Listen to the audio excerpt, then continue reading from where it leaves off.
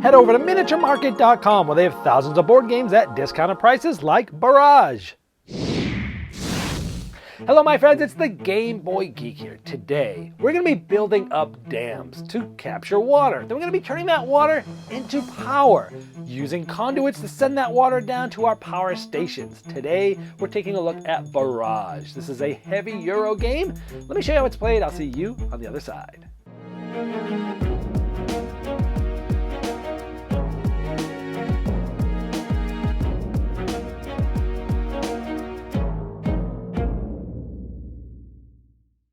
In Barrage, each player is going to be the CEO of a national company, in this case France, and they're going to be building dams and elevations and conduits and powerhouses to create power in order to create points. Over the course of the game, you're going to be scoring points mainly by creating power and fulfilling certain contracts. Like if you're able to produce 3 power, you get this, which is 3 points, and it gives you a resource. So you'll be getting these contracts finished by creating a certain amount of power. Each round you'll also be scoring points if you're the furthest along this power track, getting 6 points, or in second place for 2 points. And you'll also, if you're far enough on the track, like at this spot or further, each round will have a specific goal, like you'll get 2 points for every contract you have fulfilled at the end of this round. Now these are completely changeable. They're very sort of variable in the setup, so each game is going to play out a little bit differently. Now here's the board pretty far into the game, so let me zoom in to show you some of the concepts in the game. During certain parts of the game, water is going to flow down these different basins from the mountains all the way down to the hills, down to the plains at the bottom. And water will get captured and stopped at dams. One level dam will stop one water. If any more water were to go through here, it would pass through past that dam and it would continue downstream. But if you have, say, a level 2 dam, then this one could actually hold 2 droplets of water before they start to go past. So the higher the dam, the more water you can hold, and that's important because this water you're going to be turning into that power that we told you that's how you mainly get points. So this player playing the black color could turn this water into points. On their turn, they would take a production action, and they would send this water using this conduit, because it's in this basin, and it would follow this flow down to here to their powerhouse. And this is going to give them 3 power by default for every water droplet they've pushed. So that's 3 power. But if this happened to have been a taller dam and it was holding more droplets, it would be 3 power per droplet that you pushed through during that single production action. Now the green player also has a powerhouse here, and it's also connected here, but they can't do this because this dam is from a different player. However, there are some neutral dams that any player can use if the water droplets there, as long as you have one of your own powerhouses connected to it. However, let's say instead of that, let's say there was actually a green dam here. Even though it's a black conduit, this green dam captured the water, and the green player can push it through production to their own powerhouse, even though the conduit's from a different player. But they have to pay this player 1 essential coin, and this player would get a straight point. So you can use other players' conduits, but you've got to use your own dams or a neutral player's dams when you're producing power from the water. So if it did get produced, it would sort of go through here, and it would fill into this basin, and then essentially it's going to just continue to flow down. But since it's hit a level 2 dam, it's going to stop there because it's going to hold that droplet there. Now keep in mind, this one can hold up to 2 waters because it's a level 2 dam. And again, this is a neutral dam, so the players that have that have any powerhouses connected through conduits here will be able to make power here. So in this case, either the green, the white, or the red player could make power with this on their turn by using this player's conduit into this basin and making power that way. Or someone might be able, one of these 2 players up here would be able to, we have the black and the red player here, would be able to also make power because they could use this green player's conduit to push this up to here and make power here, then it would end up flowing down this way like that. So everything's sort of interconnected in a very interesting way in this game. And again, creating that power is what's allowing you to hopefully fulfill some of these contracts. Everyone starts with one of these, but if you had this in front of you, not on this board, but you'll have to take an action actually to put this in front of you, and you did create something with 3 power, you'd get this, which would be 3 points and a resource that we'll talk about a little bit later. Now, speaking of production actions and other actions, this is a worker placement game. Everyone starts with a handful of workers, and you're going to be placing them on spots, sometimes just 1, sometimes you have to place 2, sometimes you'll have to place 1 or more, but also pay money, since those are the spots that stay open last. So essentially, you're going to be, on your turn most of the time, placing a worker or workers and taking the action. Now, in addition to your player board, you also get an executive that gives you a special ability as well, and each of the countries has a special ability too that is built into their board. For example, this one, anytime you're fulfilling a contract, you can actually have 3 less power. So it allows you to get better contracts than you normally would. And this is whenever you produce water, even if it's less than 4, it's always equal to 4. So those two together actually are pretty powerful. Everyone will start with resources of concrete mixers, excavators, and some money. These will be used to basically construct things. And again, you're going to be constructing dams and elevations and conduits and powerhouses. And how you construct is on your turn. You'll place a certain amount of workers on your board. It only costs 1 to construct once per round, but the second time you construct is going to be 2 and 3 and so on and so forth. But when you do construct, you'll take the piece that you are constructing. In this case, let's say we're doing a higher level and elevation of the dam, and you'll put the amount of workers there depending on what you're building and where on the board you're building it, in the bottom spot, the middle spot, or the high mountain spot. In this case, this costs 2 of the concrete mixers to build in the bottom, or 3 in the middle. So we're going to be building in the middle, so we'll put a big 3 concrete mixers there, and then you spin this. Now these are essentially getting constructed, so you immediately will be able to construct this.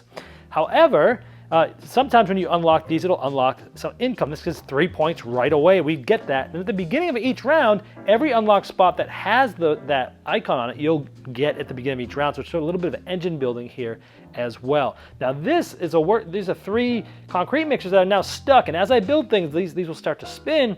And I'll get these back once this gets back to the top. But it only spins when you're constructing things, or there's certain bonuses from contracts that allow it to spin, and there's certain spots on the worker placement that will allow you to spin it. So in this case, we're in that middle spot, and we can put that here, so now it's going to stop 2 water droplets there, for example.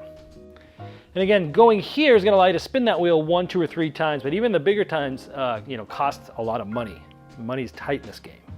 Now you can go to these spots to get more of the excavators or the concrete mixers that we showed you, but these spots are thin and far between, and it costs a lot of money, so resources are tight as well.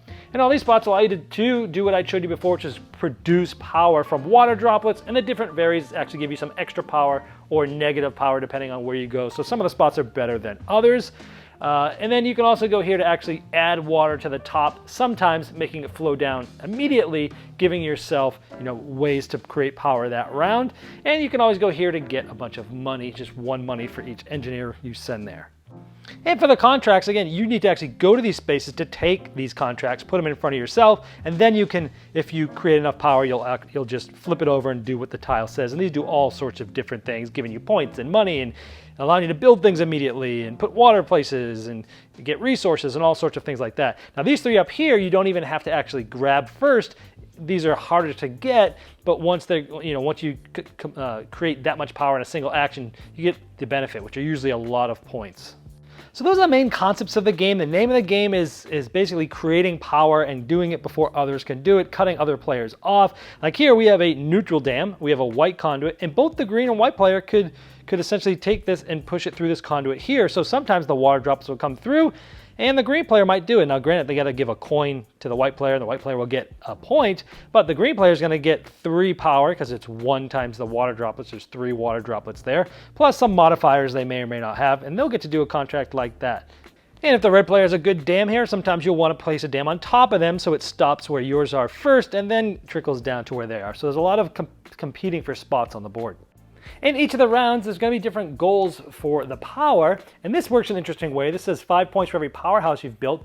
Now, if you're in this space here, it's 5 points for every powerhouse, but if you're in this section on this track, this is the power track, it's 5 times the powerhouse is minus 4 points. But even if you're back here, then it's minus 8 points. So the further back you are, the less you're going to get. So you're always trying to move up that power track. And of course, where you are here is going to determine play order for the next round, and it's also going to give you a certain amount of money. And at the end of the game, you're also going to get points based on this tile. This changes every game as well. And in this case, it's like having at least 1 structure in any of the basins, the 12 basins that are in the game. First place, second place, third place. So there's always an end game goal that changes throughout each game that you're going for as well. So those are the main concepts of the game. After the 5th round, you do this final points, and then you'll get points for having sort of leftover resources and things like that, and trying to have the most points in the end. Now, Barrage has a really cool theme. I'm tired of the same old themes in board games. I love seeing unique themes. I love seeing realistic themes, and this is one of those. Making a game about trapping water and creating power and getting points. It's just a cool thing. Also, the mechanisms really match the theme, where you're constructing things and you're constructing dams or elevations or conduits or power stations, and you're using the water that's running downhill. But then sometimes, you know, a conduit might send it somewhere else with some power down to a power station, and it just makes so much sense. The mechanisms match the theme very well in this Euro game. I like that sometimes you're really trying to mess over other players, and they build a dam and you're like, oh, I'll spend more and build some above you and I'll be able to capture the water first, things like that. I really like the aspect of that.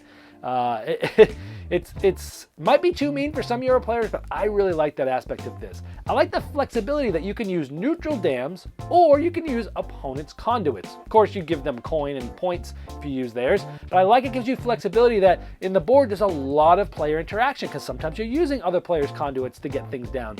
And you know, I just like the interaction with all that. The abilities are really cool. In the starting games are all sort of matched, but then you can sort of draft once you know what you're doing. Both the CEO and the executive abilities, they all seem super powerful, which I like, because when you have one, you're really going to use that ability or those abilities together to really give you an edge, give you sort of a focus, and they work really well here. Also, the worker placement. This is pretty standard worker placement, but I like it. It's tense. I like that, you know, when the good spots are gone, you can still go there, but you got to pay more for them, and money's already tight in the game. I like the power track, where you got to get to a certain spot, then you're eligible for bonuses, plus whoever's the first on the track is going to get points at the end of each round. But then, as the game goes on and on and on, you see what you're focusing on for bonus points, and the further back you are, the less points you'll get for that. Very interesting mechanism in this game. And I like the construction wheel. When you construct, you put the things in there, and you're not going to get those resources back until it finally constructs. And there's certain ways to make it spin faster. I liked all that. Overall, I think this is a marvelously designed game. For me personally, it was too long.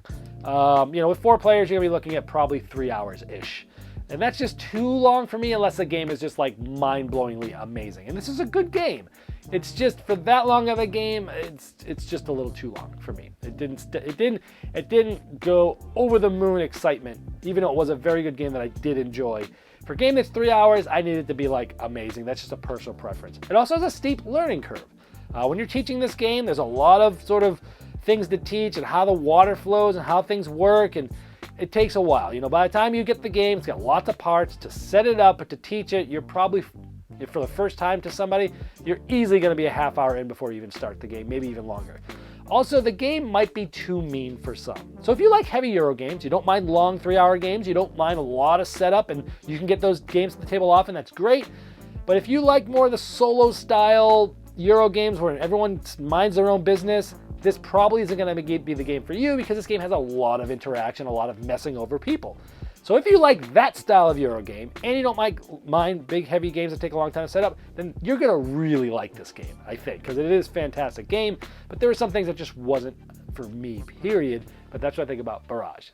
Did you miss the Game Topper 2.0 Kickstarter? Have no fear, it's not too late to get in on the ultimate gaming accessory.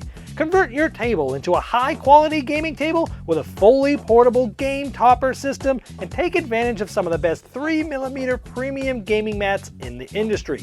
New styles, new sizes, and new accessories can be yours. Upgrade every game you play by late backing now at GameToppersLLC.com.